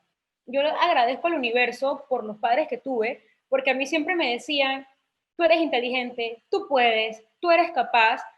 Y de hecho, mientras las niñas jugaban con las Barbies, yo tenía así los rompecabezas, otro tipo de juegos, o incluso a mí me encantaba jugar Mortal Kombat en Sega y en Nintendo, que eso no era un juego de niñas, pero a mí me decían, tú puedes jugar y tú puedes hacer lo que tú quieras. A mí nunca me pusieron esa limitante de niña, y de hecho yo nunca jugué con muñequitas y cambia el bebé que va al baño. O sea, ¿qué es eso? ¿Qué tarea estamos haciendo nosotras con las niñas que vienen si no rompemos desde sus primeros 5 años? Los primeros 5 años de vida de cualquier ser humano es lo que los modela en esa temprana infancia. Y si desde pequeños nosotros vamos bombardeando lo que la mujer solo sirve para las tareas de cuidado, o como bien mencionaron, para estar detrás de un hombre, hacia dónde vamos. Porque incluso se nos educa para que nos casemos, tengamos la gran boda vestida blanca y nos dice, búscate un marido que tenga plata, que sea el gran empresario, el CEO de una empresa, pero ¿por qué tiene que ser el marido y no la mujer? Entonces tenemos que hacer todo este cambio estructural, todo este cambio generacional en la concepción para poder que llegue el momento donde tengan la edad y las mujeres digan, ¿sabes qué? Yo voy a aspirar. Yo puedo ser senadora, diputada, representante, yo puedo serlo, yo puedo ser presidenta si yo quiero, yo puedo ser la que dirija la compañía. Ahí podemos verlo claramente, o sea, en la CP, el canal que es nuestro orgullo, podemos contar las mujeres que tenemos y de hecho nos alegramos cuando llega una, pero ¿por qué? Porque Panamá si es un país que tiene la trayectoria del derecho marítimo, pocas mujeres son las que están en esta área. Tenemos todo un sistema transitista donde Panamá tradicionalmente ha sido zona de carga y en el tema de logística, en el tema de modal, pocos son las mujeres que incursionan. ¿Por qué? Porque se nos dice que tenemos que ir a estudiar para hacer pastillaje, que todas tenemos que ser reposteras, lo cual no está mal, las que lo son, pero mujeres podemos estar, como bien lo menciona, en el área científica. Nosotras podemos estar donde queramos estar y esa construcción tenemos que hacerla con las niñas desde jóvenes, no esperar a que lleguen a esa edad, bueno, tengo mi cédula, voy a entrar a la universidad, ¿ahora qué voy a hacer? Porque es más difícil quitar todas esas construcciones sociales a esa edad si la niña crece sin pensar que tiene limitaciones, sin sentirse diferente, sin creer que es menos porque ella va a menstruar todos los meses. Porque es como bien nos han dicho, incluso uno se avergüenza. Eso de decir, ¿sabes qué? Tengo cólico, me duele la cabeza, me siento mal. Eso es algo que uno llega a pensar que es una debilidad y se coloca en una desventaja laboral con los hombres porque nos inculcan que esto es una limitante y esto es algo perfectamente normal en todos los años que tienen los humanos poblando la Tierra. Nos va a pasar, nos va a seguir pasando. Entonces es esto, la desconstrucción de los mitos, lo que nosotros necesitamos para poder empoderar a las mujeres. Yo no pienso que las mujeres tenemos que acceder a los puestos de mando por ser mujeres. Porque nacemos mujeres, eso no es nada divino, eso ninguna tuvo nada que ver para poder ser mujeres. ¿Por qué tenemos que llegar a los puestos? Porque tenemos la capacidad. Como bien lo mencionan, en todos los ámbitos, aquí tenemos mujeres en diferentes campos. Dentro de todos los campos, existen mujeres que están preparadas, probablemente mejor preparadas que sus pares, y lastimosamente no acceden a los puestos, y si acceden, está la consigna de igual jornada, igual paga. Si estoy haciendo el mismo trabajo que el hombre, o a veces nos toca hacer el trabajo a los hombres, porque el salario de la mujer es menor. ¿Por qué suceden estas cosas? Entonces, en ese sentido es que va la lucha. Yo apelo a la desconstrucción de esos mitos, a poder decir que todas podemos optar por la carrera que nos parezca mejor y también desarrollar estas actividades, no solamente meternos en ballet. Podemos jugar fútbol americano si nos parece buena idea. Está el flag football y somos buenas. Entonces, esta tarea es lo que tenemos que hacer para poder que lleguemos a los cargos y no dejarnos creer que solamente son los hombres o incluso que es incompatible la tarea de madre con científica, de madre en el arte, de madre en la política, porque no es cierto. Ser madre, tu rol de reproducción, el rol que tú quieras tener es algo natural, es intrínseco a tu ser. Nacemos mujeres y tenemos la capacidad de ir a donde nosotras queramos, de donde nos proponemos. Y algo súper importante es que la primera que tiene que creer que puede es uno mismo.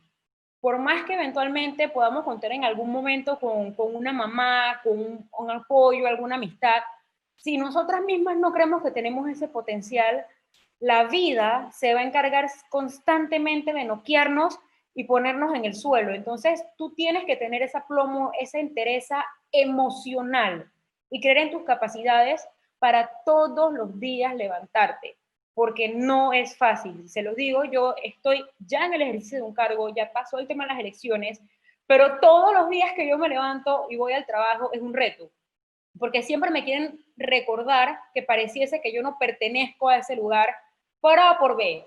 Entonces, este es algo que constantemente tienes que capacitarte y tienes que probar que puedes por eso, por tus estudios, por tu parte profesional, y tampoco recostarte, es que soy mujer y merezco el puesto, porque en eso yo tampoco estoy de acuerdo. Sí tenemos que tener ese background para poder decir, ¿sabes qué? Yo tengo las condiciones. Ahí está Corina. Corina sigue estudiando y probablemente termine esa maestría y se va a meter en otra cosa y ella va a estar preparada. ¿Qué me va a decir a mí que Corina no puede estar en tal puesto porque es mujer? Vamos, de seguro a la edad que tiene, muchos de los que se graduaron con ella en la escuela no tienen las titulaciones que ella tiene. Me atrevo a poner la mano en el fuego.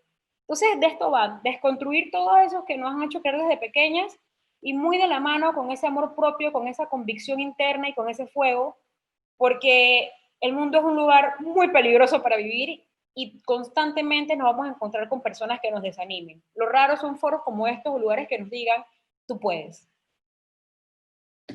Sí, nos vamos a encontrar con personas, pero también es un tema estructural, ¿no? Pero para eso hay que trabajarlo y tener esa conciencia, esa mirada, tener, sí, el ímpetu, la motivación y la conciencia de que te vas a enfrentar a obstáculos que quizás no vas a poder cambiar, pero en colectivo, si somos más, si somos muchas, quizás es más fácil. Corina, para terminar este espacio contigo, en el campo de la literatura, ¿cuál sería tu mensaje para las mujeres que se desarrollan ya en la literatura o están interesadas en incursionar este ámbito?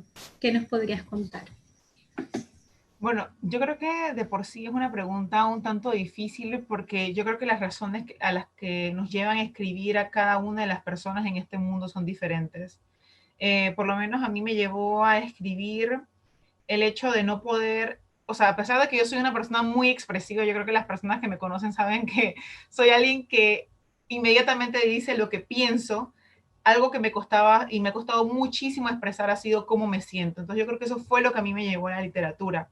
Un poco esa indignación de no poder explicar más allá de lo que estaba a mi alrededor. Pero si pudiese decirle a esas otras mujeres que están viendo y que desean escribir, yo creo que el hecho de ser genuina, de estar de acuerdo y poder sentirse que pertenecen dentro de ellas, creo que es básico. El hecho de poder contar nuestras historias y una historia que nos pertenece, creo que es algo que es necesario. Recuerdo que hace como unos 4 o 5 años leí un poemario muy breve que hablaba, que el tema, a mí me encantan muchísimo los poemarios que tienen como tema principal la casa, porque creo que la casa es un espacio tan personal, y especialmente esa casa de la infancia a la cual muchas veces nos referimos, tiene unas cargas específicas de cómo nos entendemos ahora como humanas. Y ese poemario que hablaba acerca de cómo esta persona había sido abusada sexualmente durante su infancia en esa casa de la infancia y cómo las paredes de esa casa de la infancia siempre estuvieron derrumbadas, me hicieron también entenderme que el contar estas historias son cosas que nunca han ocurrido, porque hablar de cómo nos sentimos, el hablar en cómo se nos ha perturbado y cómo los espacios cotidianos, ni siquiera el espacio más cercano, que es el espacio del hogar, el que usualmente dentro de la construcción social de lo que es ser mujer se nos asigna, nos ha pertenecido, porque también somos violentadas en esos espacios, es lo que me hace pensar que la literatura es una forma magnífica e increíble para poder concentrarlo. Yo soy alguien que ha trabajado bastante con grupos, o sea, con grupos, por ejemplo, como personas privadas de libertad, con jóvenes en riesgo social, con adolescentes en riesgo. Y algo que por lo menos yo me he dado cuenta en el trabajar con estos mismos grupos y el trabajar con estas personas es de lo maravilloso que es poder que estas personas muestren aquellas cosas que no se pueden realmente leer. Yo creo que hemos creado este mito de que la literatura es este espacio de los dioses, en el cual solamente aquellos elegidos son los que pueden publicar y son los que pueden decir las cosas como son. Pero no, o sea, yo creo que estas personas que tienen un montón de cosas por decir, los llamados nadies, también por Eduardo Galeano, son los que tienen ahorita mismo, por ejemplo, la oportunidad dentro de toda esta gama de las redes sociales, dentro de lo limitado que incluso puede llegar a ser el Internet, pero está la posibilidad de poder explotar esas voces y que esas voces marginadas sean vistas. En el caso específico de América Latina y de las mujeres, yo creo que algo que ha sido muy vigente es la forma en que hablamos de las violencias, en poder saber cómo nos interrumpen, cómo nos intersectan, cómo nuestro cuerpo es visto y es atravesado por este conjunto de opresiones Pero si me pongo y lo comparo también, por ejemplo, con la experiencia de haber vivido en un país árabe como lo es Marruecos, o estar viviendo ahora en Europa, como lo es Londres, hay otras temáticas que también llevan a esta concepción de lo que es ser mujer. Por un lado, en los países árabes me di cuenta que un tema recurrente era la sexualidad, el hablar acerca del erotismo, que es sumamente vetado dentro de la heterosexualidad mandatoria, pero por esto otro lado en Europa se habla muchísimo y se rompe de lo binario, la poesía queer, la poesía no binaria, poder entender los cuerpos más allá de lo que se ha entendido el género. Y yo creo que cada una de estas evoluciones,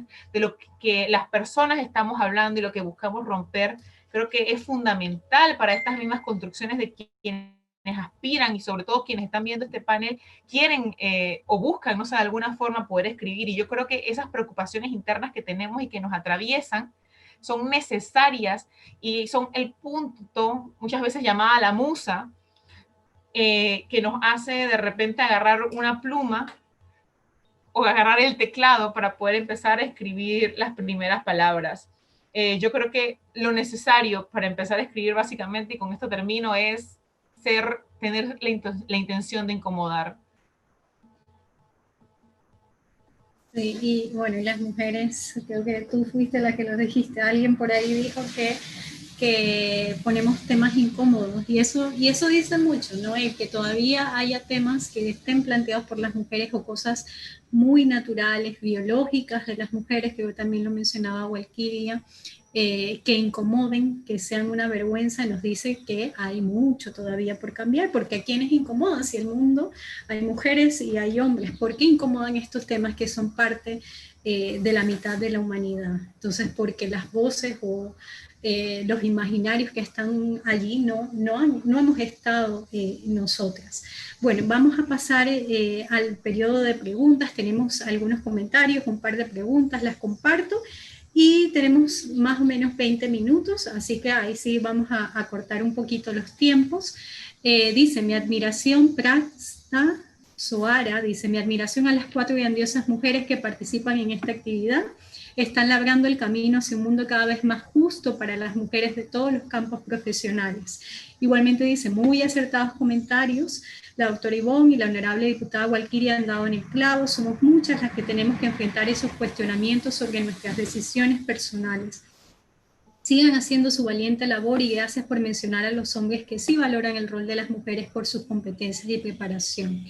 Espectacular Argelis Moreno, espectacular conversatorio sobre liderazgo femenino, uno de los mejores que ha asistido en toda la Feria del Libro. Muy de acuerdo, no. Lindsay Torres dice, muy de acuerdo, no acallar nuestras voces. 00 dice, buenas tardes, en su experiencia, aquí va una pregunta.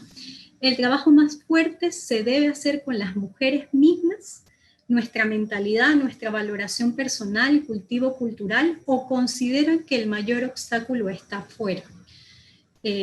Cualquiera que quiera contestar. Y además hay como 2 preguntas, dice, dentro de los grupos de mujeres, ¿ustedes han sentido el apoyo esperado? Nos estamos proyectando en la literatura, política, ciencia, apoyándonos unas a otras. Entonces, bueno, la primera pregunta es, ¿dónde están los principales obstáculos, internos o externos? Cualquiera que quiera contestar, y bueno, esas alianzas o el apoyo entre organizaciones. Voy a continuar mientras.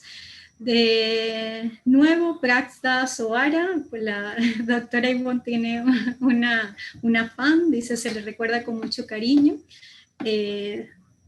A ver, Lesbia dice, excelente y motivadores foros, son mujeres ejemplares, igual que Jennifer, la moderadora, por supuesto. Dice, Ana, tengo 15 años, es importante para mí ver cómo se comparte el pensamiento de romper estereotipos y barreras laborales. Siendo mujeres somos capaces de lograr grandes cosas, depende de nosotras. Julia Aguilera, excelente panel, orgullosa de estas mujeres, saludos a todas, sigamos creciendo, sigamos alzando nuestra voz para y por las generaciones venideras. Gloria Fernández, quizás esto más relacionado con política, dice, ¿por qué las mujeres no votan por mujeres? Pero bueno, también quizás Corina, cualquiera le puede contestar, ¿por qué las mujeres no votan por mujeres? Felicidades, muy bien, y Corina Rueda, orgullo de nuestras letras panameñas. Yo agregaría, si vieron, tuvimos dos preguntas, una relacionada con los obstáculos internos externos, otra con el voto. Dicen, ¿por qué las mujeres no votan por mujeres? Si es mito o realidad. Yo agregaría tres preguntas que me fueron surgiendo al escucharlas. En el caso de Walkiria, un poco lo conversó, pero sí me interesa, no sé, desde tu experiencia, bueno, yo estoy más en el, digamos, en el movimiento de mujeres, igual estoy en un cargo en la Defensoría del Pueblo, en la Dirección de Derechos de las Mujeres. Tengo como las dos miradas, ¿no? De tener alianzas con organizaciones de mujeres políticas y a veces con organizaciones de mujeres de la sociedad civil feministas. ¿Qué es necesario para hacer esas alianzas? ¿Cómo lo plantearías? ¿Cómo hacerlo? ¿Qué ruta habría que seguir? Son tiempitos cortos. Para Corina, y se las dejo porque así pueden ir pensando, para Corina, ¿cómo empezaste a escribir? ¿Cuál fue en tu caso tu habitación, tu cuarto propio? Y para Ivonne, terminaría, ¿cuál consideras que ha sido el principal aporte del movimiento Ciencia en Panamá específicamente para los derechos de las mujeres? Entonces, empezamos quizás con Walkiria. El audio. ¿Aló? ¿Me escuchan? Sí. Me gustaría brevemente a la pregunta esa de si es necesario trabajar con la parte exógena o la parte endógena, ¿qué es lo más importante? Nuevamente puedo hablar desde mi punto de vista, cómo veo yo enfrentarme en un cargo político y en el ámbito que estoy. Es muy importante fortalecerse uno mismo, porque como yo lo decía, afuera el mundo es muy voraz, por lo menos en la política uno danza con lobos y el canibalismo es grande. Dentro de los partidos políticos incluso tu enemigo está adentro, no necesariamente el contrario está en la esquina opuesta.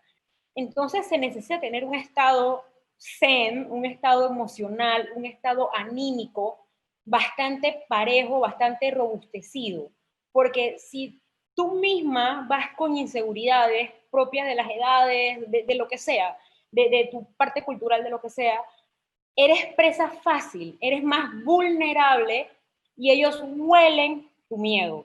No exagero, ellos lo huelen, porque siempre están buscando de por qué lado uno está sangrando para allí enterrar la daga, y perdón por lo cruel que suene, pero es muy importante que tú estés fortalecida y por eso lo decía, la primera que debe creer que puedes eres tú, porque te van a hacer dudar, van a sembrarte esa duda, te van a decir que no puedes, que no lo vas a lograr.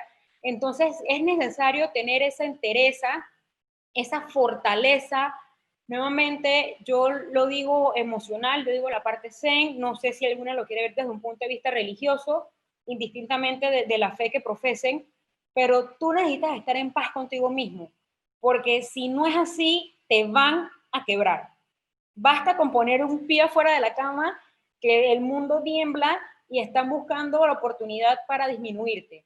Así que yo sí siento que primero hay que trabajar mucho en ese tema de las mujeres. Por eso hablaba de empoderarnos desde niñas, no poner los límites, no decirnos barreras, no condicionarnos para algún tipo de tareas en específico, porque estamos moldeando ese ser humano.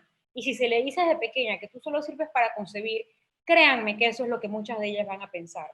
Entonces, para mí, desde mi punto de vista, lo que me ha tocado a mí en estos años de vida es supremamente importante trabajar el yo, trabajar la persona y ese nivel de autoestima, esa aceptación del individuo.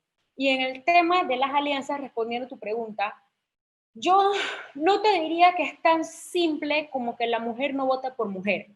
Cuando uno va a una contienda política, primero nos es difícil acceder a esos cargos de elección popular como principales. Otro tema es los espacios y cómo se tiene aquí en Panamá monopolizado los medios de comunicación tradicional. Existen candidatos que son dueños o tienen acciones en estas franquicias de comunicación tradicionales y no le permiten a las mujeres y a las figuras emergentes poder tener estas plataformas para llegarle a todos. Una manera que hemos podido ir irrumpiendo ha sido con las redes sociales. porque ahí no pueden tenernos tantas cortapisas y nos hemos filtrado, nos estamos colando dentro de un sistema. Todos los domingos en Panamá, las televisoras tradicionales ponen programas de debate y de discusión donde ellos marcan la pauta de la agenda semanal, de cuáles van a ser los temas de estos medios tradicionales. Y aquí podemos ver que nosotros debemos contentarnos porque en uno de esos programas hay una presentadora que es mujer. Aquí tenemos paneles donde los únicos expertos en todo un país son hombres. Y aquí yo quiero hablar del movimiento No Sin Mujeres, porque como bien nos dicen, ese acompañamiento que necesitamos de nuestros pares. ¿Cómo es posible que aquí se sientan esos hombres muy contentos, que son todólogos, porque los veo los mismos todos los domingos en los dos canales, porque no hay ninguna otra mujer capaz de hablar? Aquí tenemos a Ivonne. ¿Cuántas veces a Ivonne le dan la palabra? ¿O es el mismo médico, pediatra, infectólogo, los todólogos que yo digo? ¿Por qué? Entonces no es que no se vote por mujeres porque sí o por una rivalidad mezquina, no. Eso es lo que nos quieren hacer creer. Las mujeres no tenemos los espacios para visibilizarnos y eso es muy distinto. Yo puedo hablar inclusive con el tema de las vallas, con los temas de las propagandas. ¿Cómo es en la parte política? Es muy duro. Yo corrí con mi principal y yo recuerdo que el donante de las vallas era un donante del principal. Y le dijo, puedo ponerla, pero voy a poner el nombre de Walkiria, pero no la cara de ella. Y era el que estaba dando el dinero. Entonces, estas son las adversidades con que nos enfrentamos las mujeres en la política. Y difícilmente usted puede votar por alguien que no sabe que está compitiendo, que no conoce, porque no hay manera de hacerlo. Y eso es lo que nos pasa a las mujeres. Los espacios tradicionales para ser conocidas no los limitan. Y esto va muy de la mano con los que tradicionalmente han amasado las fortunas en toda la vida republicana del país. Se han turnado alrededor de 100 familias toda la dirigencia y la acumulación de poder y riquezas, y son los que nos implantan las agendas. El tema mediático es un tema que tenemos que incidir como mujeres, porque hay esos cegos que nos ponen. ¿Cuántas pueden conocer a Corina? Corina está por un tema de literatura alternativa. Yo la conozco porque estamos en los mismos círculos, la conozco del colectivo, pero probablemente si usted se va a Remedios en Chiriquí, ¿cuántas mujeres saben quién es Corina? De su edad o de otra. ¿Cuántas mujeres conocen a Ivonne con todo y que ha liderado una fundación de ciencia? ¿Cuántas mujeres saben el trabajo que tú estás haciendo, Jennifer, desde la Defensoría del Pueblo? No, entonces no, yo sí me gustaría, cuando exista el espacio, muy contenta, podemos debatir en que mujer no vota por mujer versus la poca participación que tenemos las mujeres y los nulos espacios para proyectarnos. Voy a dejar eso en el tapete y me encantaría que la Cámara del Libro o alguna de estas estupendas panelistas que tenemos o los que están aquí en la sala de participantes se atrevan a poder que desmenucemos más este tema. Gracias. Muy bien, un aplauso, más nada que decir. Corina, Ivonne, 2 minutitos porque ya nos queda cortito el tiempo. No sé cuál va a ir primero. Sí, perdona, Ivonne, Corina, okay. Yo te voy a dejar el cierre a ti. Básicamente, muchas gracias, Walkiria, muy cierto, las mismas caras, siempre opinando de todo. Yo soy especialista en fármacos y a mí muy pocos me han llamado para preguntarme sobre tanto medicamento ahora mismo, pero eso da igual. Comentabas de los diferentes, cómo se tiene que trabajar desde dentro, desde fuera, con nuestros pares, mujeres y todo. Sí, o sea, hay varias cosas aquí, es algo multifactorial. Uno, nuestra educación, el ambiente en que estamos, las costumbres que nos han precedido, quizás las generaciones de nuestras abuelas o de nuestras madres no son las mismas que ahora nosotros, y como nosotros estamos criando a nuestros hijos no serán igual como ellos crían a los demás. Entonces, en esa línea vertical de generación a generación hay un cambio. Otro cambio importante, y es muy cierto, es la colaboración entre mujeres. Cada día más y más comprendemos que cada mujer que triunfa está ayudando a otra mujer a colocarse en eso. Por eso que cuando las mujeres fallamos, nos apedrean tanto, nos lapidan tanto, somos crucificadas, por decirlo eso, en la mínima falla. Un hombre hace más trastada, no, el ojo gordo. Nada, aquí no ha pasado nada. Pero nosotras las fallas no ven lo mínimo. Por eso es que uno tiene que actuar como si estuviera en una cuerda floja y actuar de manera equilibrada. Y lo otro que sí voy a compartir, porque es una cuestión que ya mencionaron, importante, y yo creo que ustedes van a coincidir en esto de los micromachismos, el mansplaining, el gaslighting, el man interrupting, el bro painting, estas cuestiones de que vivimos bajo una agenda en donde nuestro conocimiento es cuestionado, pero el de un hombre no, aunque esté diciendo una estupidez, perdón, pero así es. El otro lado, que nosotros estamos tratando de decir algo y no somos interrumpidas por un sabio. Y lo otro, en nuestro caso es la sororidad, tendríamos que establecerlo de una manera más fuerte, y por eso cuando Walkiri habló de cuando son estas cosas en la política y que ellos van y celebran en un bar y tal, nosotros también podemos hacer eso, pero realmente esos lazos de hermandad en la política debe ser supremamente difícil, pero desde las ciencias esa sororidad es muy importante, y es una cuestión que tenemos que cultivar, de ayudar, y no es del hecho de mujer por ser mujer, sino de nuestras capacidades, de un ser humano con nuestras capacidades, y dejar de lado esto de que a nuestra edad, si queremos o no tener pareja, si queremos o no tener hijos, porque ese no es nuestro objetivo principal. Nuestro objetivo principal es como ser humano, lograr dejar nuestra huella en esta tierra. Gracias. Corina, corriendo. Sí, muchísimas gracias nuevamente por la palabra. Antes que nada me gustaría referirme un poco al hashtag que mencionó Walkiria, el de No Sin Mujeres. Yo creo que forma una parte crucial dentro de todos los espacios en los cuales formamos parte, ya sea desde el punto de vista de la política, el activismo, la literatura, las ciencias. Yo creo que es necesario, y especialmente porque creo que hay una mala concepción de que el feminismo y abogar por los derechos de las mujeres es un trabajo solamente de las mujeres.